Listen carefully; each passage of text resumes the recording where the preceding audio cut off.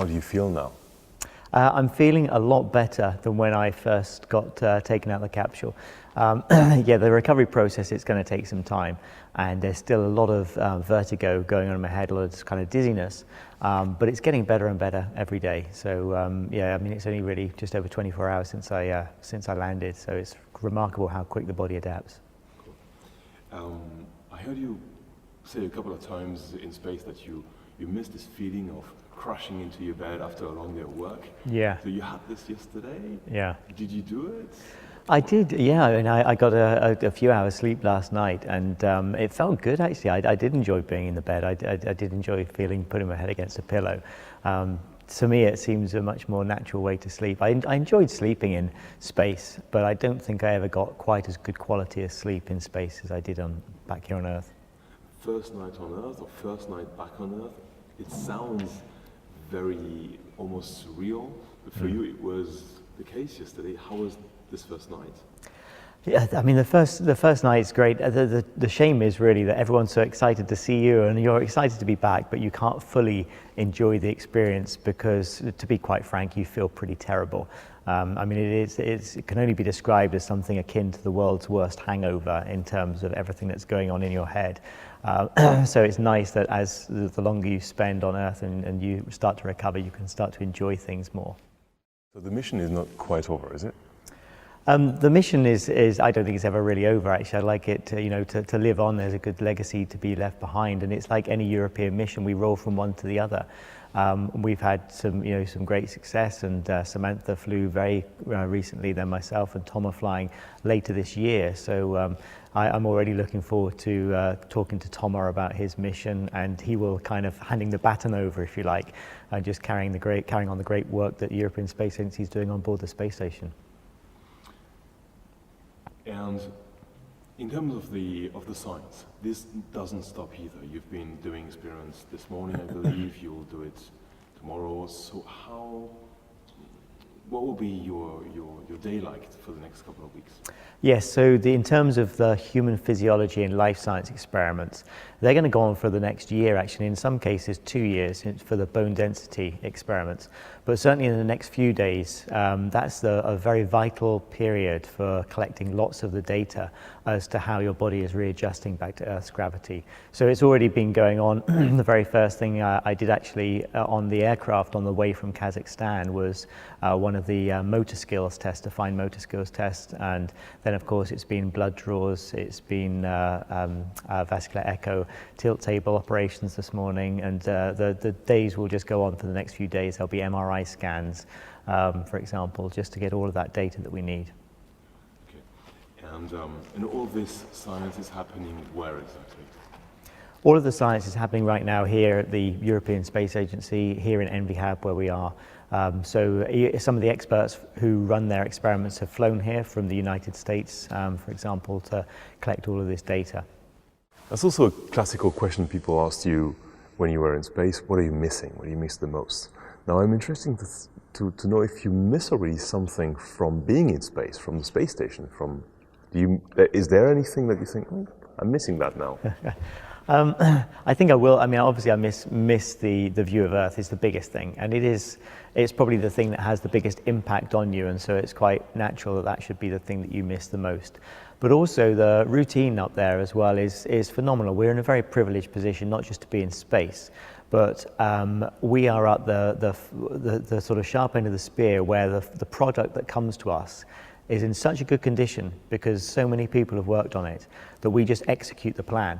And that's a very nice way to operate. You get up, you have a breakfast, you get to work, there's no commute. Within an hour of waking up, you're working on board the space station and you're just executing this product that is at such a high level, which is very satisfying, very rewarding, doing the science, and you have this incredible team helping you out. So any problems that you encounter and any challenges you might have, it's not just you working alone, you're talking to the ground and they're helping you solve these problems. So that's a really fantastic environment in which to work, and that's what I'll miss, I think. From this way of working, do you take something for your future life and career Is there something that you would say, okay, this is a good way of working? So is there a model, basically, of the space station that you would like to carry on having for your life and career? I think is very useful, and again, kind of from a test pilot perspective, seeing it from that perspective, when working on the space station, when things don't go to plan, what you can do is analyze it, work back and try and work out, right, where did that go wrong? Why didn't that go to plan? And that really helps you in finding what areas we can improve in. And so that's something I'll take away is everything I've learned on board as to how to make operations, even more smooth and more efficient than they are already. Okay, now we've seen you come back yesterday. People were at ESC here, people obviously in Kazakhstan, all around the world on the internet. And we've seen you get out of the capsule, U3. Now, can you take a moment to describe the ride back? You said it's emotional, it's very dynamic. Yes, yeah. Now you have a bit more time if you want to describe again what you remember from this ride. Sure, I'll just talk. You can cut and edit this as you want. So it starts with a yeah. burn, right? Yes, I mean there's a lot of work that goes on even before that. We get into the Soyuz. We got in at about 2:30 in the morning. We didn't undock until 5:15. So even then, we've been inside. We're doing the pre-undock drills. We're getting into our spacesuits, getting settled into the spacecraft, and getting all the systems up and running. But undocking is generally quite an uneventful event. And there's not been many undockings that have gone wrong. So you undock, and the spacecraft does 2 small burns to get it away from the space station. And then you have over an hour really before anything else dynamic happens. So there's time to read through the procedures, to get yourself ready for what's coming up, and even to look out on that final orbit, the final last orbits of Earth, to look out the window and enjoy that. But then from the moment that you do the deorbit burn, things are very busy and very dynamic. And the deorbit burn is, it's a very serious occasion where it has to work perfectly, and there are many failures that could happen. So, and who's responsible for that? Who does that? The deorbit burn, actually, if everything goes to plan, the spacecraft will do that automatically. This is data that's been uploaded from Moscow, and so on the second, the main engine will ignite and it will burn. In our case, it was 4 minutes 38 seconds. And our job is to monitor that engine burn, and if the engine were to fail at any point, then we have to go into a redundancy situation and try and get some backup engines to burn. But then, of course, the deorbit burn is critical because that determines where you're going to land on Earth. So if the deorbit burn doesn't go to plan, your landing doesn't go to plan. And also, in the worst case, it could mean a ballistic re-entry, which is a different profile, a lot higher G-loading.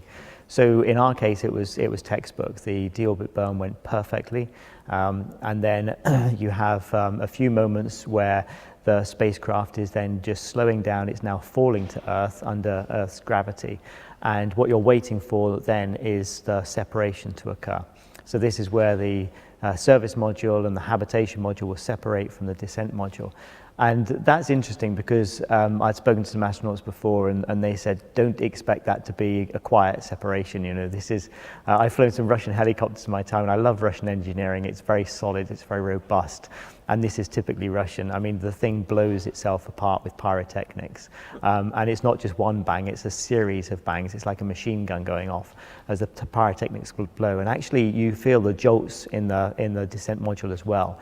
As the habitation goes away, it actually kind of springs off with some force. And so in the descent module, we go the opposite direction. And from that moment onwards, it's just the 3 astronauts in the descent module, and there's a slight tumbling. We're kind of in a reasonably controlled tumble until we enter the Earth's atmosphere. And again, I was looking out the window. It was really interesting to see at that point, because we're used to such a stable orbit on the space station, and to suddenly find yourself in a spacecraft and seeing this tumbling, seeing the Earth changing attitude. And so you start feeling the G's as well, no? You start feeling your body again with this tumble? Well, you don't really feel the G's so much. It's a very gentle tumble, so you're aware of a bit of movement, but it doesn't make you feel nauseous or anything. It's quite comfortable.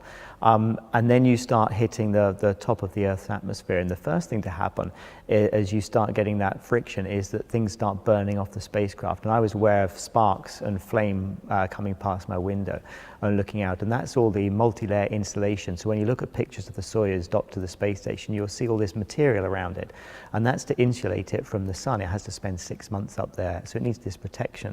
But that material is the most flammable material, so it burns first, and that kind of, as material as you'd expect, it burns in flame and spark, so it's quite impressive to watch out the window. It's like a fireworks display. And once that's finished, there's a moment there before the plasma starts. And the thing that struck me that nobody had told me about was looking out the window at that stage. We're used to seeing the Earth from 400 kilometers. And suddenly you're seeing the Earth from 100 kilometers, and you're very aware of this angle that you're coming in. And you get this sensation of really rushing towards the Earth, and that is quite overwhelming. I was really surprised. At this point, I think we were over Africa or Iran. I recognized that kind of color of the soil. I couldn't quite make out exactly where we were, and just to see us really kind of hurtling towards the Earth, and then the plasma starts, and so you start getting this orangey glow outside the window. And that's when the G loading starts to build. Up until then, there's really not been that much G loading. And then the G comes on fairly slowly, just 1 or 2 Gs, and you get used to it. Then it builds up to 3 and to 4. And I think we hit about 4.5 Gs. But it lasts for quite a long time, and so you have to do the controlled breathing at that stage. You're really pinned back into your seat. And the things you're focusing on then, is using the G to tighten your straps properly, because until then you've been in weightlessness and you can't really tighten your straps. So the G loading helps you to sink back into the seat and then really to tighten up the straps, get yourself ready for everything that's coming. Is there a moment where you talk to your crewmates? Is there communication outside of the operational communication inside the capsule? Do you share your impressions with your crewmates? No, not really, because everything is recorded, and so the atmosphere in the descent module is 100% professional all the time. So it's not like you're kind of having a great chat with your mates and then transmitting on the radio something else. So no, we can't keep those comments to ourselves and then just chat about that on the aircraft on the way back from Kazakhstan. But it was phenomenal to experience, and that the G loading came on and got tightened up and into the harness. So how much time there is from the start of the G loading? How much time do you know you have until landing? Well, the next event after the G loading, of course, is the parachute, and you're not. That's the one. You've got these timings, and so we've memorized the timings. We know exactly what's supposed to happen when, and I had my clock right in front of me. So I'm controlling my breathing. I'm looking at the G loading. I'm looking across to Yuri's screen to see the re-entry profile and where we are, and then just waiting for the drogue chute to open. And that's probably the most dynamic moment, when the drogue parachute opens. And I saw on the clock, the time went by, and it was almost to the second that the drogue chute opened. And the capsule then swings quite violently under the drogue chute as it's slowing us down. And what didn't happen is, a lot of astronauts have told me that that lasts for about 20 seconds, and the main parachute then opens with a big jolt. And I never felt the big jolt of the main parachute. We had a very gentle parachute opening. But what that meant was I was unaware that the main chute had actually opened. So this seemed to me to be going on an awful long time, and I was still waiting for that jolt. And I didn't get the sensation that we'd slowed down that much as well. But I looked across to Yuri, and he was very calm and collected, and I thought, oh, well, that must be the main chute open then, because we'd gone well past the time that it was supposed to. And even then, the dynamic phases don't stop, because once the main parachute's opened, we then have to jettison the heat shield, which is another big explosion, pyrotechnic bolts to get rid of the heat shield. And then the seats stroke into an upright position, so you're kind of brought forward even closer to the console, and that's in preparation for landing. And then you've got about 10 to 15 minutes under the main canopy until you have the landing itself. Okay. And the landing itself? The landing itself, again, I was ready for it. Everyone talks about this landing, and so you are ready for a car crash and you're expecting it. And to me then it felt normal. It was a normal car crash. It was, I wasn't expecting a soft landing. But the critical thing is to have these shoulder harnesses absolutely tight. The problem is if you raise up out of the seat and then slam back into it, that's when people get injured. So I made a real conscious effort of getting my harness tight and making sure the back of my neck was into the molded part of the seat and making sure that was firmly against the seat. And then just holding everything in, bracing arms and legs inside, and making sure your tongue's not between your teeth, and just getting ready for the impact. And you do get a little bit of warning. The soft landing thrusters fire, and it's a fraction of a second before the impact, but it's enough of a warning because you're not quite sure when you're going to hit the ground. You've got the search and rescue team from the helicopters are giving us the estimates of our altitude, and so we're listening to that and we're kind of gauging when the impact's going to come. But the soft landing thrusters give you a fraction of a second before the actual impact on the ground. You described, you voiced on live basically your impressions there, so I won't go too much into this kind of One thing I didn't mention actually on the re-entry is the noise of the wind, which is really very striking because the whole plasma phase and the G phase is very quiet. You're just you're going through this re-entry and you're seeing the plasma outside the window, and actually at some point my window just got completely burnt over and I couldn't see anymore. But that's fairly quiet, and then it's only as you get into the thicker part of the atmosphere, the noise of the wind really becomes very loud inside the capsule. And it's something, again, I've been told to expect. And I'm glad that I'd had all of these experienced astronauts talk to me, because if you weren't expecting all of these things, they could be quite alarming. But that was very interesting to hear. So you had these long flights, Bode, then we picked you up in Bode and you came in Cologne, so your family for the first time.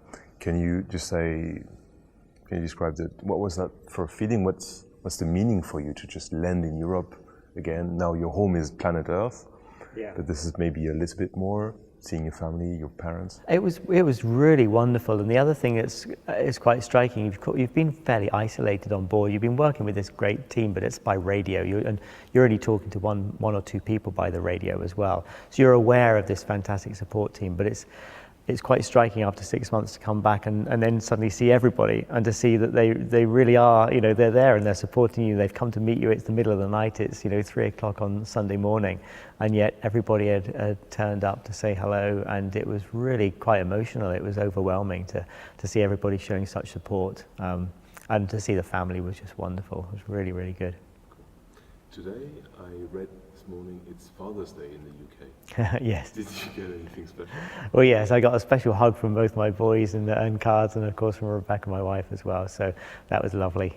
But it was just so nice this morning to we'd let them sleep through the night so that they could get a good night's sleep. So they woke up this morning and came running into the room and saw me there. So that was a lovely reunion. Anything you'd like to add? Any statement you'd like to make?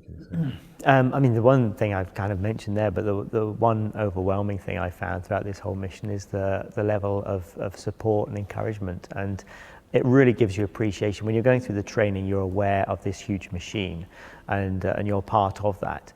But it's not until you actually fly in space and you realize how much everybody is working towards you being able to do your job to the best of your ability. And that gives you a real appreciation for what everyone on the ground is doing. And they're the ones who don't get to fly to space. You get to fly to space, so you work hard, of course. You're motivated, and you've got a huge incentive. And it gives you a massive, massive appreciation from not only the people who are professionally helping you, but everybody who's really supporting the mission in spirit as well. So I'm just very grateful for everyone for doing that.